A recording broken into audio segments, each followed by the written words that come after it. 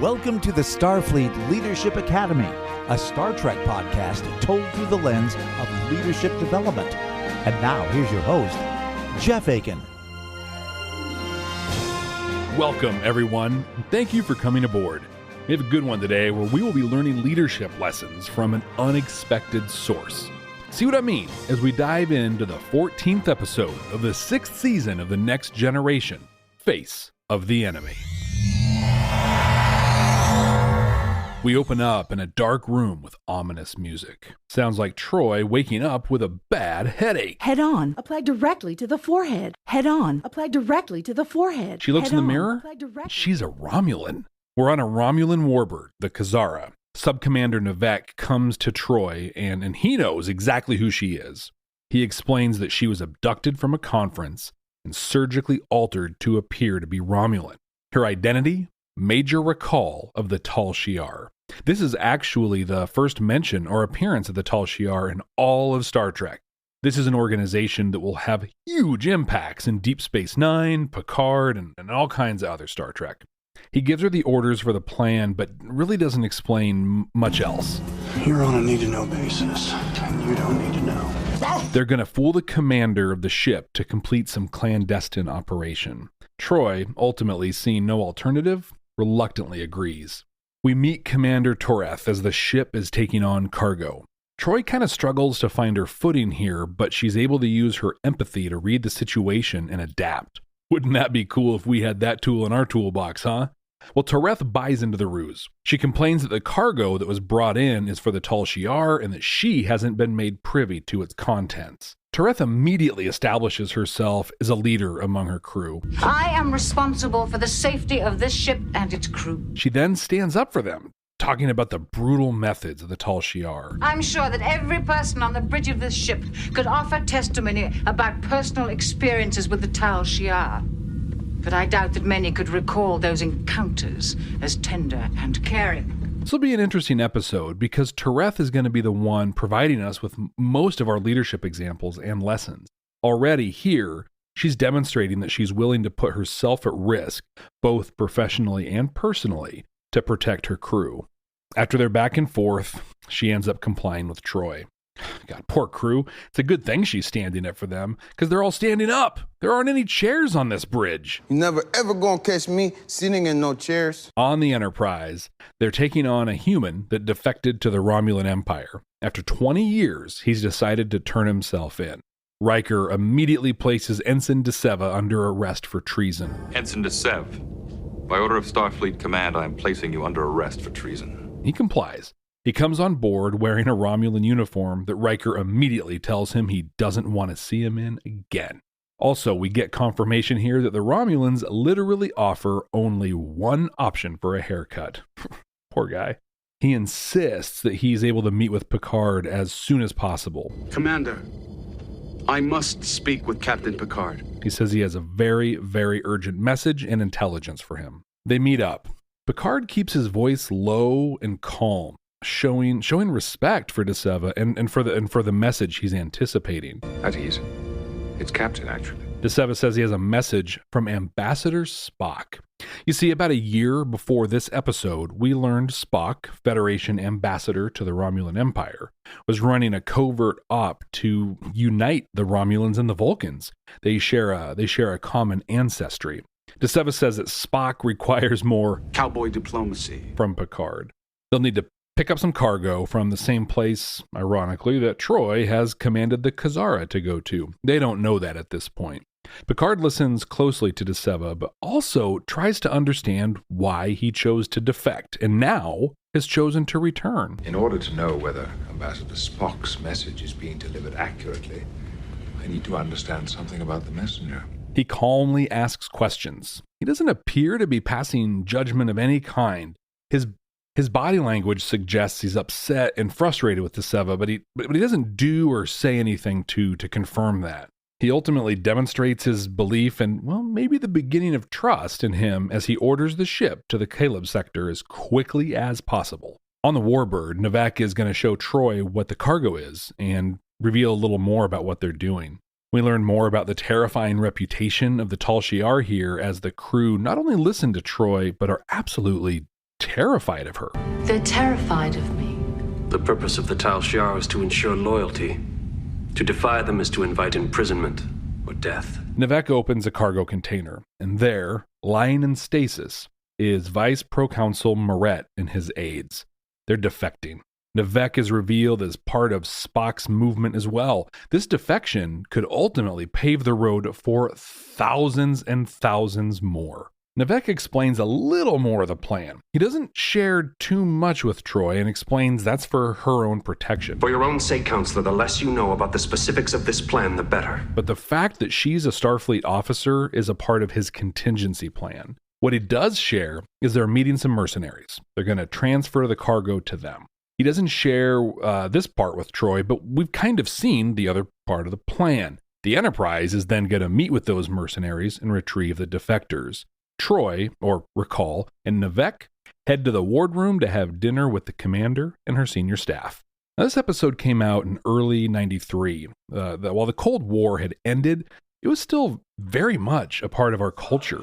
With a lot of the viewers of this series having grown up in the 70s and 80s, it really took some time for it to not be a nearly all-consuming part of our lives.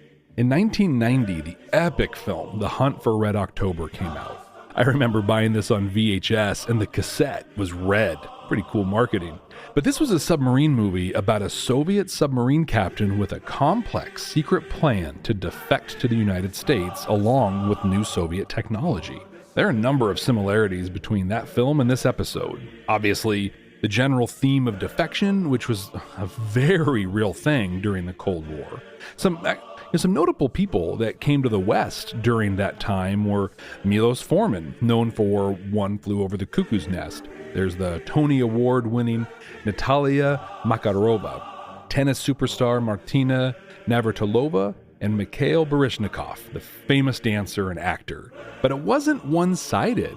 Just like Deseva defected to the Romulans, others defected to the Soviet Union or Soviet-influenced areas as well. Some historical accounts suggest it did not go very well for most of them, though. One of the famous, infamous examples is Lee Harvey Oswald. He defected to the Soviet Union in 1959, but returned to the United States in 1962. In the movie, Ramius, the Soviet captain, was going to offer the Soviet technology, the submarine itself, the Red October, to the United States. In this episode, it's more about opening the doors for others as much as it is about the personnel that are defecting. I think that early brainstorms on the script had a Romulan ship coming with the defectors, much like the film, but that didn't end up making it into the episode. Look at that. Apparently, this is also the Starfleet Historical Academy.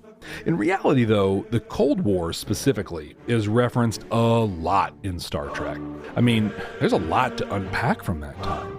Plus, amazing films such as The Hunt for Red October, Dr. Strangelove, and the greatest film that depicts the human spirit and the inherent unity in all of us, Rocky IV, show that there are endless stories to be told while examining that period of our history. Okay, so they're at dinner. Guess who's coming to dinner? Toreth is just digging into Troi. It's almost like she knows something is up. Tell me, Major, where did you train? The Intelligence Academy or the Imperial War College? This episode makes it clear the Tal Shiar are not at all loved in Romulan society, but Toreth has a real axe to grind. Before we find out about that, though, she continues to show she's a leader that leads by example. I destroyed their flagship myself. And heavily relies on trust. Military officers have to trust each other. We've talked about that a few times on this podcast and will absolutely continue to. Trust is one of, if not the key to effective leadership. When you trust your staff, it allows them to demonstrate their full potential. And isn't that what you want? Don't you want people to be able to perform at their best? Well, trust is what makes that happen. If your teams trust you, they will listen to what you have to say. When you have to deliver bad news, they will listen to you and more likely than not, receive it well, at least as well as they can. As we'll see later in this episode, when you're in trouble, they will stand by your side. Well, of course they'll stand. Remember, no chairs on the bridge. In this moment, Toreth uses the concept of trust as her context for her explanation of her hatred for the Tal Shiar. How did the Tal Shiar protect the Empire? By dragging him, my father, out of his home in the middle of the night. Troi sees this as her opportunity. She doubles down on her role, leaving absolutely no doubt that she is the real deal. Clearly, your father was a traitor. They meet the mercenary freighter, and things just aren't right. Troi can sense that they're being deceptive. She tells Nivek they're lying, and he immediately blows the freighter up. Toreth freaks out. I demand an explanation. She puts the blame on Recall, and rightly so. She makes this a Tal Shiar issue. Toreth confirms there were 18 people on that freighter. I don't care if there were 18 or 800. On this ship, I give the command to fire, Major. You have no right to This gives me the right! She sees this as an absolute mindless waste of lives, and this is not how the Romulan military would conduct business. Oh, I am absolutely loving Toreth. She's courageous. She knows what she believes in. Based on what we've learned of the Tal Shiar, she's willing to die for it. Oh, imagine having a leader like her. She's someone that would never ask a person to do something she was not willing to do herself. She's been there. She has gotten through it, and now is leading you through it. She's adding so much depth and complexity to the Romulan culture. This is great. What I don't want you to hear in this, though, is that you as a leader have to be able to do all the jobs of the people that report to you. You are the leader. That is your job. Let them do theirs. The point here isn't that Toreth or you have done everything your team has done or will do. The point is, she's willing, and you should also be willing to be there with them. Do not leave them on their own. This makes me think, Clash of the Leadership Styles. In this corner, you have Jeff Akin. He's a leader that is going to stand with you and support you as you do the hard things that are part of your job. In the opposing corner, Vince McMahon. Yeah, the WWE dude. He's a former ECW and WWF champion. He won those titles by getting in the ring and doing what the people that work for him do. He put his body on the line just like they do. He also sleeps like 4 hours a night, works out endlessly, and demands that his people hold themselves to those same standards. Then there's Jeff. Jeff works late nights and weekends to be available to his project teams as they work through a difficult phase. He walks into executive's office and takes the blame for missteps by his team. He publicly calls out success that the members of his team have had. And your winner! Yeah, it's me. Well, honestly, there's something to be said for both styles. I mean, if I was asking for someone to lie on the ground while a 265-pound person leapt off a rope 5 feet above them and drove their elbow into their chest, well, yeah, maybe there's some value in taking some of those lumps too. And a lot more value if you were to do it in a way that, kept the spotlight shining on the people that actually do that for a living. But what the people want is what Toreth demonstrates here. No one on that ship has any love for Major Recall or the Tal Shiar, and she's putting herself directly between her crew and this evil they must tolerate. After destroying the mercenary ship, they cloak and hold position as Troi storms off. The Enterprise reaches the coordinates D'Seva sent them to. There's nothing. Picard interrogates D'Seva. He still maintains his calm demeanor, but with the slightest edge to his voice. He allows D'Seva space to answer the questions. He's able to learn more about the freighter they're chasing, and it gives him a manageable search radius. Picard feels betrayed, though, when learning this new information. He's confused why D'Seva didn't just volunteer it in the first place. Why didn't you mention this earlier? He tells Picard that living among Romulans for so long has taught him not to volunteer any information. Picard doesn't know the scope of everything he's involved in at this point. All he knows is that he has a returning defector on board that claims a connection to Spock. He would be completely justified in using much more aggressive tactics to get the information he needs. No, not the buttons! Not my gumdrop buttons! All right then, who's hiding them? Instead, he listens. He's clear based on his body language and the tone of his voice with his feelings on the matter, but he doesn't make it about himself. What's important is the information. If this is truly from Spock, he knows it's important. The trust he has in Spock, based both on his reputation and Picard's personal experience with him, fuels his need and drive to carry out the mission D'Seva has shared with him. And his focus is on doing exactly that. He could push D'Seva. He could prove that Picard and the Federation are right and the Romulans are wrong. He could succumb to Worf's ongoing reminder that D'Seva's a traitor. Captain, he could be leading us into a trap. But it's not about any of that. Right now, in these moments, it's about the information and the mission. Picard approaches D'Seva with emotional intelligence. He's listening. He's asking clarifying questions without a loaded agenda. And in that, he not only gets the info he needs, but also allows D'Seva to share some of his trauma from his time with the Romulans, possibly making him a much more valuable asset to the Federation. He ends the discussion by making it clear D'Seva needs to be more forthcoming, and then they head onto the bridge to begin the search. Shocking, right? In a 4-minute scene, Picard puts on an absolute masterclass on getting information and strengthening trust. Troi and Nivek meet in the cargo hold, and Troi straight loses it. She lays into him for murdering those 18 people. He admits that the plan has completely collapsed. Our plan has collapsed. Our plan? What about the people on that freighter? Why did you fire? So now they go to the contingency plan, and that's to divert to Draken 4. There's a Starfleet starbase there. Catch is, Troi has to provide the access codes to get there safely. She's feeling really trapped and doesn't see any other option. Man, Marina Sirtis is absolutely killing it. She doesn't get a lot of chances to shine on this show, unfortunately. But when she does, she really does. Through that uncomfortable Romulan makeup, she's able to convey the carnival of emotions that she's experiencing. She knows more than Picard or the Enterprise knows about this mission. This is huge. She wants to make this happen, but the actions she's involved in, the ruse she's having to portray is weighing on her heavily. This has got to be one of the top Deanna Troi episodes in the entire series. So she puts on the recall face and tells Toreth what the deal is. She's harsh, she's cold, and to the point. Toreth admits the Federation is neither weak nor foolish, and she is railing against this order. Troi, or Recall, shares that she has the access codes to get them there safely. And then she accuses Toreth of being a coward. Your cowardice does not befit a Romulan soldier. She stands up to Recall, but orders the ship on its way.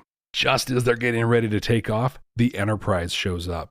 Visible look of relief on Troy's face, but their appearance backs up everything that Troi has been telling Toreth.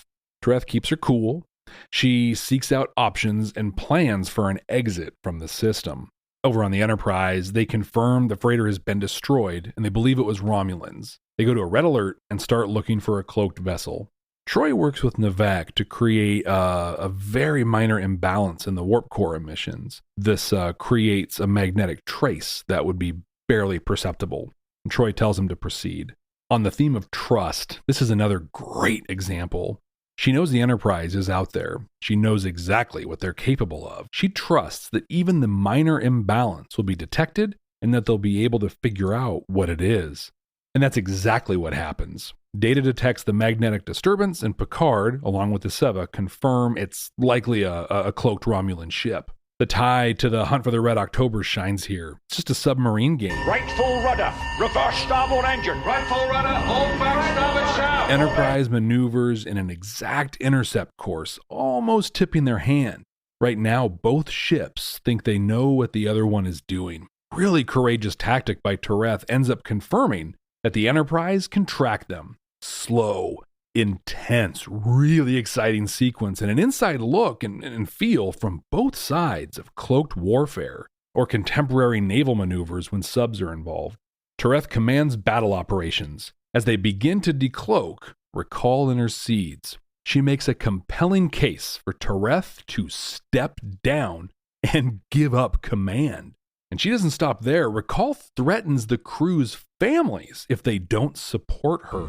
If any one of you defies the Tal Shiar, you will not bear the punishment alone. Your families, all of them, will be there beside you. They very, very begrudgingly comply. Even Nivek appears uncomfortable with this open betrayal by Troi or Raquel. Raquel takes the captain's spot and hails the Enterprise. Obvious shock and awe from the Enterprise crew. But Picard plays right along. She ends up offering to beam over to the Enterprise to negotiate through the situation. They drop shields, fully trusting her and assuming that she needs help. But Raquel orders the Warbird to fire upon the Enterprise. Nivek fires the disruptors, but with almost no power, and beams the defectors straight onto the bridge. Troi ends up remaining on the Romulan ship. Now, the ruse worked in that it got Mareth and his aides to the Federation, but it sure doesn't last.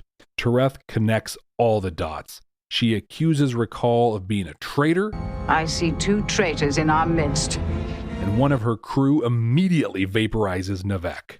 Remember earlier when we talked about trust and the culture Toreth promoted? Well, here's where it pays off. They did the bare minimum to comply with Raquel when she ordered Toreth to stand down, but that was under the threat of capture and torture of their families. The second that threat was moot, they came running to Toreth's aid immediately. She presses the issue and tries to get all the info from Troi, but Troi keeps her mouth shut.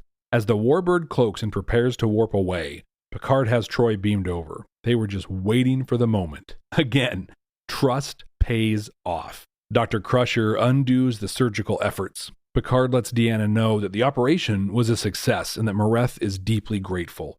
Now they anticipate many more defectors as a result of this operation. Troi explains that Nivek sacrificed himself for this and should be recognized. Picard agrees with her. Proconsul Mareth is deeply grateful for your help. The thanks should go to Nivek. He sacrificed himself to save them. And me. Not wanting a war to break out over this, Toreth continues to warp out even after Troi was beamed away, and the Enterprise escapes the scene at Warp 9. What a great episode. We added depth and dimension to the Romulans and Deanna Troi. We explored a real-life, nearly real-time socio-political issue through the lens of science fiction, something Star Trek absolutely excels at. I really enjoyed it. This is the only time since the Unification 2-parter in Season 5, except for a really brief mention in the 2009 film, that Spock's work with the Romulans is even mentioned. That's a real shame. That was a brave and exciting storyline that they could have done so much more with. I mean, just imagine if there was a series with strife in the Romulan Empire. They could really explore the impacts of Spock's work there, the effects of Vice Proconsul Mareth's defection. Only there was a series that involved the Romulans. The Enterprise crew spend precious little time on screen in this one, but they really maximize that time. We see a highly functioning team solving complex problems. It's great. I was kind of struck, though, by just how comforting it was to see them. Having Troi and Romulan makeup and the uncomfortable design of the Romulan ship helped make the Enterprise and its crew feel comfortable and familiar. And on that, I think that's my only real gripe with the episode, outside of it living in a bubble when it could have influenced the entire franchise. The Romulan sets were really bland. I can imagine they tried to make it look and feel different, which they did. But I think it looked and felt, well, cheap, half-hearted. There's an over-the-shoulder shot with Toreth standing in the captain's spot. She's looking at the view screen, and it looks like something I might have built out of cardboard boxes when I was 28. When I was 9 years old. Yeah, but it's not that bad. It's just not as good as it likely could have been. But seriously, let's talk about Troi and Toreth. Toreth was played by Carolyn Seymour. Oh, I'm a huge fan. Dr. Chakwas? How may I help you, Commander? I have a present for you, Doc. Sarah's ice brandy? You didn't. Thank you. I always regretted not opening that original bottle. Right? An accomplished actor with amazing and enviable voice credits. Knights of the Old Republic, Dragon Age, Gears of War, to name just a few. She's also a popular guest star in Star Trek, and understandably so. She and Troy are perfect adversaries. They begin with some subtlety, but it escalates masterfully. The dinner scene where Toreth shares what happened to her father is so good. It perfectly establishes her, Toreth, as the sympathetic character, and Troy, as Recall, as the supervillain. And frankly, I cannot think of a better Troy episode. After this, there is no question about the value she brings to the Enterprise and Starfleet. Command codes verified. Quite a bit to talk about here, but really all following on the same theme: trust. Everything works in this episode because of trust, and when it falls apart, it's the lack of trust that causes that. Let's take the Picard D'Seva piece first. He encounters someone that betrayed the Federation 20 years ago that claims to have valuable information. Picard has no reason to trust this person at all. D'Seva knows this and leverages a shared relationship to provide a foundation to trust. They both have worked with Spock. Like we talked about earlier, Picard seeks to understand. His goal is not to punish D'Seva or prove his authority. It is simply to understand the request of Spock and help as he's able to. We use this form of trust building all the time, right? Think about your LinkedIn profile. When someone requests a connection with you, you're a lot more likely to accept if they're a second-degree connection, or at least you're more likely to engage with them once you've connected because of your shared connection. Or how often do you introduce two people because of your relationship with them? Hey, Sarah, this is Isaiah. He's new to the company, but he really delivered on a recent project. Isaiah, Sarah's probably one of the best project managers we work with. I thought the two of you could really benefit from each other. Leveraging a shared relationship establishes a baseline for trust to form. Now, you have to continue to build on that, of course, and D'Seva does a great job here. At one point, we learn he didn't share all the necessary info with Picard. Now, Picard could go straight to assuming the worst, accuse him of deception, but D'Seva owns his mistake, and he explains why. He's honest, he's vulnerable. The foundation of trust that is built can grow quickly because of that. We talked quite a bit about Toreth and the trust that she engendered in her crew. We saw this pay off for her the moment Recall lost her power. And speaking of Recall, what a great example of the lack of trust. People sure followed her. Well, I mean, they did what she said, but they did it because of fear. And when they did it halfway. Think about her command to arrest Toreth. Had they trusted her, had they believed in what she was doing, they would have taken her off the bridge and locked her up. Instead, they moved her about 6 feet to the left and kind of generally pointed their disruptors at her. At the first opportunity, everyone turned on Recall. No trust leads to non-sustainable leadership. One of the coolest examples of trust in this whole episode, though, was entirely unspoken. The Kazara hails the Enterprise. Immediately, both Picard and Troy trust the other. They play their parts, and they're successful. If they didn't have bulletproof trust here, Picard likely would have faltered or maybe asked the wrong question. Instead, he trusted that she knew what she was doing, and she trusted Picard and the crew would do their absolute best to help solve the problem. Bottom line, the trust in this episode avoided an intergalactic war, it allowed dissidents to defect, and it got Troy back to the Enterprise safely. What did you think of this episode? What thoughts do you have on trust? Where have you had great successes because of it? Let me know. I'm on all of the social media at Jeff T. Akin. Jeff T as in trust, A-K-I-N. If you have enjoyed the Starfleet Leadership Academy, please share it with a friend or someone you think could benefit from it. Now, let's see what we are going to watch next time. Working.